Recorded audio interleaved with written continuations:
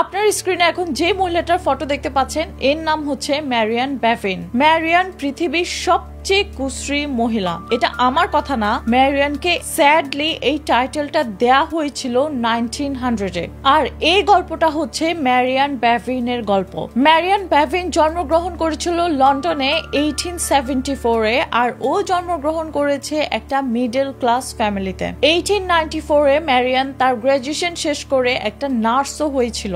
এরপরে ম্যারিয়ান বিয়ে করে টমাস বেভিন নামে একটা ছেলেকে 1903-তে। স্যাডলি ম্যারিয়ানের মাত্র বিয়ের 3 বছর পর ওর একটা ডিজিজ ধরা পড়ে, যে ডিজিজটা ছিল খুবই রেয়ার। ওই সময়কার ডক্টররা এই ডিজিজটা নিয়ে তেমন একটা বেশি জানতো না। যেই হরমোনাল ডিজিজ ম্যারিয়ামের ধরা পড়েছিল, এই ডিজিজটাকে বলে অ্যাক্রোমেগালি। আর অ্যাক্রোমেগালি এফেক্ট করে মানুষের বোনকে, মানে হাড়কে। এই ডিজিজের কারণে মানুষের হাড়ের গ্রোথটা 2 to 3 টাইমস বেড়ে যায়, আর এটা ইউজুয়ালি হয় হাতে আর পায়ে। কিন্তু স্যাডলি ম্যারিয়ামের জন্য এই গ্রোথটা ওর পুরো বডিতে হয়েছিল। মাত্র কয়েক বছরের মধ্যে ম্যারিয়ামের দেহের আকার আকৃতি হিউজ চেঞ্জ হয়ে গিয়েছিল। ওই সময় ম্যারিয়ামের হাজবেন্ড টমাস অনেকটা অবাক হয়ে গিয়েছিল, ও বুঝতে পারছিল না কি করবে।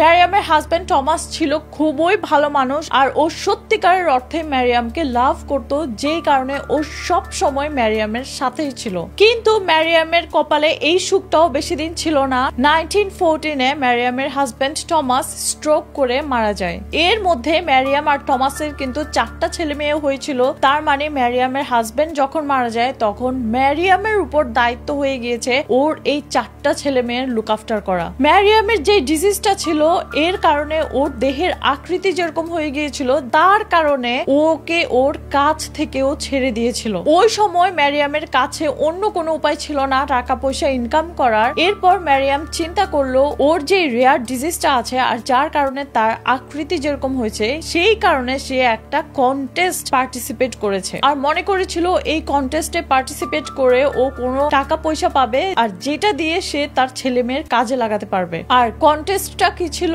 পৃথিবীর সবচেয়ে কুশ্রী মহিলা। ওই কন্টেস্টের মধ্যে ম্যারিয়াম ফার্স্ট প্রাইজও উইন করেছিল। ওই সময় ম্যারিয়ামের এই ঘটনা আরো বেশি মিডিয়ার সামনে আসে, আর মিডিয়া ওকে জাস্ট অল্প কয়েকটা টাকা পয়সা দিয়ে ওর ফটো নিত, আর ওর নিউজটা সব জায়গায় প্রচার করত। প্রকৃতপক্ষে ম্যারিয়াম তখন যেই প্রাইজটা উইন করার দরকার ছিল, সেটা হচ্ছে পৃথিবীর সবচেয়ে ভালো মা। কারণ ম্যারিয়াম এই কন্টেস্টেই গিয়েছে শুধুমাত্র তার ছেলে মেয়ের জন্য। ম্যারিয়াম ওই সময় যে মিডিয়া অ্যাট্রাকশন গুলো পাচ্ছিল, ওই সময় ড্রিমল্যান্ড থেকে একটা ওকে জব অফার করেছিল, যেটা ছিল একটা সার্কাসে কাজ করা, আর সেটা হয়েছে 1920-তে। ওই সার্কাসে কাজ করার সময় ম্যারিয়াম অনেক খারাপ খারাপ কথা শুনতে হতো। অনেক সময় মানুষ ওকে মনস্টার বলে রাখতো, ওকে নিয়ে হাসতো, ভেঙ্গাতো, আর এই সব কিছু ম্যারিয়াম সহ্য করেছে শুধুমাত্র তার ছেলে মেয়ের জন্য। 26 ডিসেম্বর এই অভাগী মহিলাটা পৃথিবী থেকে বিদায় নিয়েছিল, যাকে ওই সময়কার পৃথিবী